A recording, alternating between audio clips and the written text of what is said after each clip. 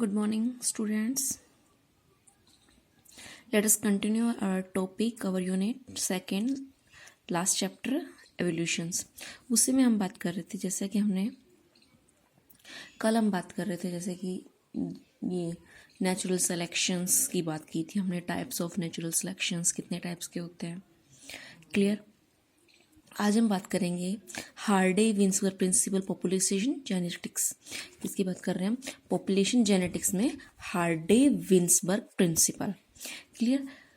अब सबसे पहले पॉपुलेशन जेनेटिक्स क्या होती है कि study of gene frequency in A populations. Population genetics का मतलब ये है कि जीन की जो फ्रीक्वेंसी है पॉपुलेशंस के अंदर उसकी स्टडी करना. उसके अंदर बात करते हैं हार्डे विंसबर्ग प्रिंसिपल कि हार्डे विंसबर्ग, ये दो साइंटिस्ट है हार्डे एंड विंसबर्ग, इसीलिए इसका नाम हार्डे कोलेक्टली इसको हम बोलते हैं हार्डे विंसबर्ग प्रिंसिपल, क्लियर. ये प्रिंसिपल इन्होंने जो प्रपोज किया था वो 1908 में किया था. इन्होंने इस प्रिंसिपल क्या कहता है. This principle states that the relative frequency of a allele remain constant generation to generation या one generation to next generations. इसने बताया गया कि जो अलील की फ्रीक्वेंसी है पॉपुलेशंस के अंदर वो हमेशा कांस्टेंट रहती है, क्लियर. अब अलील फ्रीक्वेंसी आप पता है आपको कि जो जीन फ्रीक्वेंसी होती है, जो जीन्स होते हैं उसकी फॉर्म होती है, उस फॉर्म को हम अलील बोलते हैं. 2 फॉर्म्स होती है किसी भी जीन्स की, उसको अलील बोलते हैं कि वो हमेशा कांस्टेंट रहती है किसी भी पॉपुलेशन एक पॉपुलेशंस के अंदर जनरेशन टू जनरेशंस. उसी को इन्होंने बोला गया हार्डे विंसबर्ग प्रिंसिपल, क्लियर. अब है the populations where organisms are sexually reproduce. इस पॉपुलेशंस में जो ऑर्गेनिजम्स हैं वो सेक्सुअली रिप्रोड्यूस करते हैं. यहाँ ए सेक्सुअल का कोई रोल नहीं बताया, सेक्सुअली रिप्रोड्यूस. अब है कि ये जो प्रिंसिपल है ये कहाँ कहाँ एप्लीकेबल है. फर्स्ट है दिस प्रिंसिपल एप्लीकेशंस इन, कि वहां एप्लीकेशन जहां पॉपुलेशंस बिग हो गया, बिग पॉपुलेशंस, क्लियर. सेकंड एप्लीकेबल्स कहाँ है, ऑर्गेनिजम्स शो रैंडम मेटिंग. जो पॉपुलेशन है वहां के ऑर्गेनिजम्स कैसे शो करेंगे, random mating, clear. Mating is the word same intercourse और सेक्सुअली, कि उनका रैंडमली वो क्या होते हैं एक दूसरे से, उनकी रैंडमली मेटिंग होती है, क्लियर. थर्ड है कहाँ एप्लीकेबल होगा, नो म्यूटेशंस. वहां कोई म्यूटेशंस नहीं है. Mutations you know is the sudden change और वेरिएशंस. फोर्थ है ऑल ऑर्गेनिज्म सर्वाइव. वो जो भी वहां ऑर्गेनिज्म सर्वाइव कर रहे हैं उन सब का बेसिक यूनिफॉर्म रिप्रोडक्टिव, उनकी जो रिप्रोडक्टिव एज, रिप्रोडक्टिव पोटेंशियल है वो सबका कैसा होगा, सेम होगा, क्लियर. अब इन्होंने एक एक्सप्रेशंस के थ्रू हम इसको सोल्व करते हैं. एक्सप्रेशंस क्या कहती है, एक्सप्रेशंस ऑफ अलील. तो अलील की आपको जीन्स की कोई भी दो फॉर्म होती है जिसको अलील बोलते हैं. तो देखो यहाँ पे क्या कर रहा है, होमोजाइगस. होमोजाइगस सबको पता है सेम, हेट्रो डिफरेंट और डोमिनेंट जो एक्सप्रेस करता है अपने आप को. तो यहाँ पे क्या लिया गया है कि होमोजाइगस ए को एक इक्वेशन दी गई है हार्डे विंसबर्ग प्रिंसिपल को, उसको नाम से हम जानते हैं उस इक्वेशंस को, क्लियर. तो हम आगे जैसे डिस्कस करेंगे. ए क्या है यहाँ पे, ए डिनोट करती है पी को. अगर हम होमोजाइगस डोमिनेंट लेते हैं तो उसको हम डिनोट करेंगे पी स्क्वायर से. इसी तरह यहाँ क्या है, होमोजाइगस रिसेसिव है. क्या है यहाँ पर, होमोजाइगस रिसेसिव. होमोजाइगस जो रिसेसिव है, अगर ये स्मॉल ए रिप्रेजेंट कर रहा है क्यू को, तो अगर होमोजाइगस रिसेसिव की बात करें तो यहाँ पर ये क्या है, क्यू स्क्वायर हो जाएगा, क्लियर. इसी तरह हेट्रो मीन्स अलग अलग.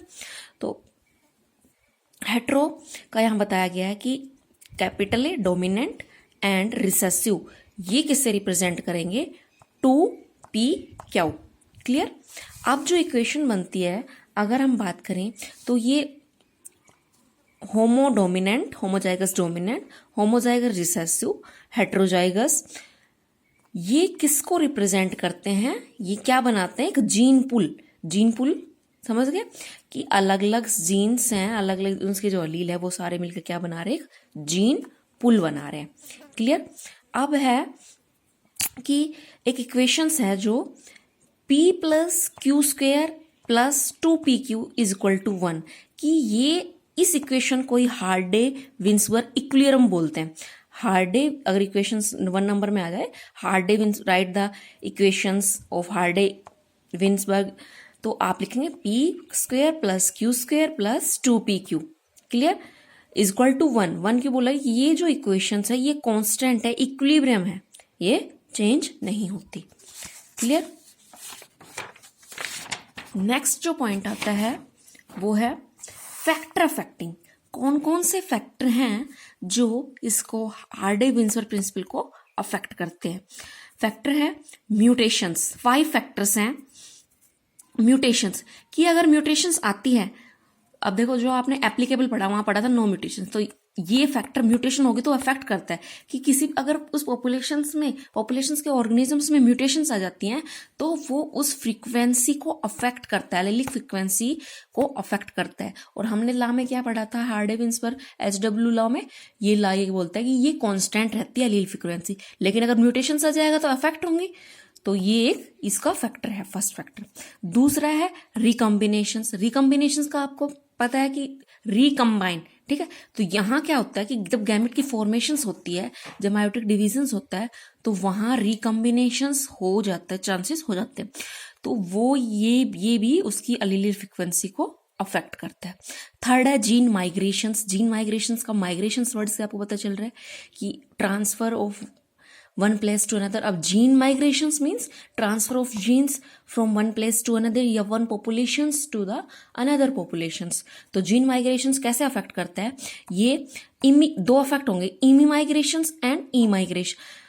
इमी माइग्रेशन है एमी माइग्रेशंस। तो इससे क्या होगा, इससे तो आउट होते हैं, उस पॉपुलेशंस में जो ऑर्गेनिजम्स हो वो उस पॉपुलेशन से बाहर चले गए, इसमें एंटर कर जाते हैं, तो उसकी एलीलिक फ्रीक्वेंसी उस पॉपुलेशंस की कांस्टेंट नहीं रहेगी, कुछ वहां से जा रहे हैं कुछ वहां से आ रहे हैं। तो इससे क्या कि वो उनका जो पॉपुलेशंस की जो एलीलिक फ्रीक्वेंसी है वो सेम नहीं रहती, और हमें तो उनका जो लॉ के अकॉर्डिंग कांस्टेंट चाहिए। क्लियर। नेक्स्ट है genetic drift. Genetic drift as you know हम प्रीवियस वीडियो में पढ़ चुके हैं कि उसको स्वेल राइट इफेक्ट भी बोलते हैं, और ये 2 टाइप्स के होते हैं जेनेटिक ड्रिफ्ट। जेनेटिक ड्रिफ्ट का मतलब होता है बाय चांस या एलिमिनेशंस। तो बाय चांस यहाँ क्यों बोला गया, 2 टाइप्स के, जैसा कि आपने पढ़ा है founder effect and bottleneck effect, दोनों ही आपने प्रीवियस वीडियो में बहुत अच्छे से पढ़ा है। एक बार फिर से थोड़ा सा रिवाइज हो जाए कि फाउंडर इफेक्ट तो वो है जो सपोज करो किसी भी एक फॉरेस्ट है और 2 टाइप्स की चींटी वहां आ रही हैं, तो अगर एक वहां से कोई भी कार वगैरह जा रही है, वहां से वो पॉपुलेशंस हो सकता है उसके टायर्स के नीचे आ गई कोई, दोनों में से एक, सपोज करो एक ब्लैक कलर की है एक ब्राउन कलर की, तो एक किल हो गई। अब इसको चांस मिल गया, अब ये चांस मिल गया, सर्वाइव कर रही है, रिप्रोड्यूस कर रही है, तो इसकी पॉपुलेशंस क्या होगी, ज्यादा हो गई। क्लियर।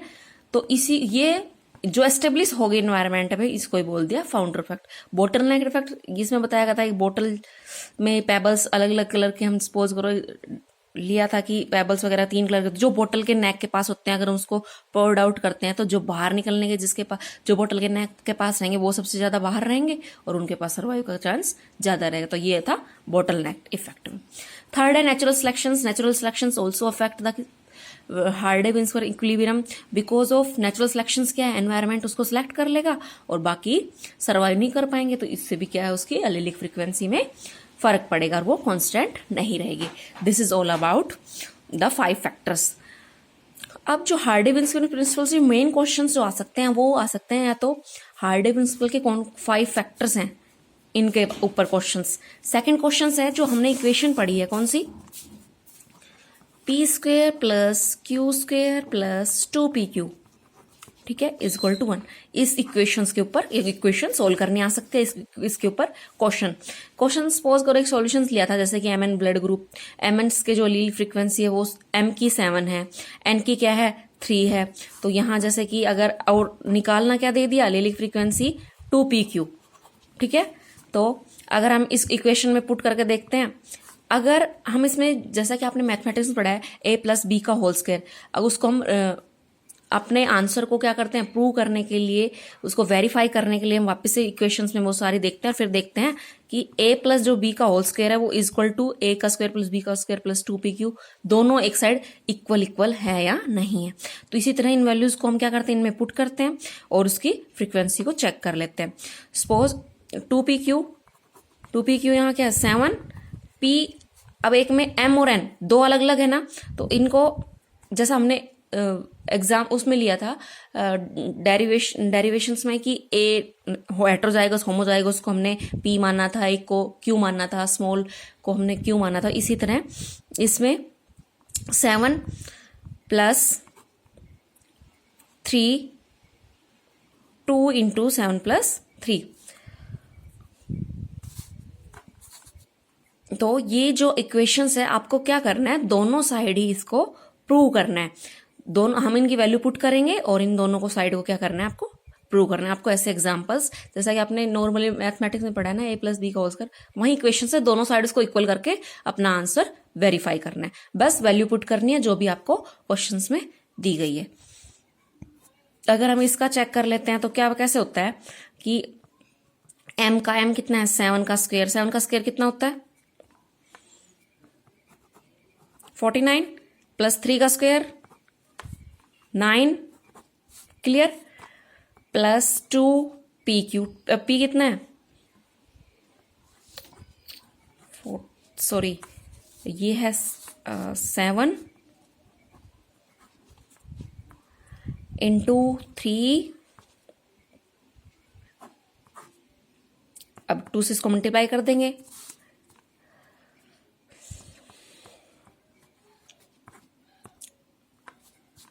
अगर इसको 2 से करते हैं तो हमारा आंसर आता है 42। तो अगर हम इसको वेरीफाई करते हैं तो आप क्या कर सकते हो, इसको दोनों तरफ से वेरीफाई कर सकते हो।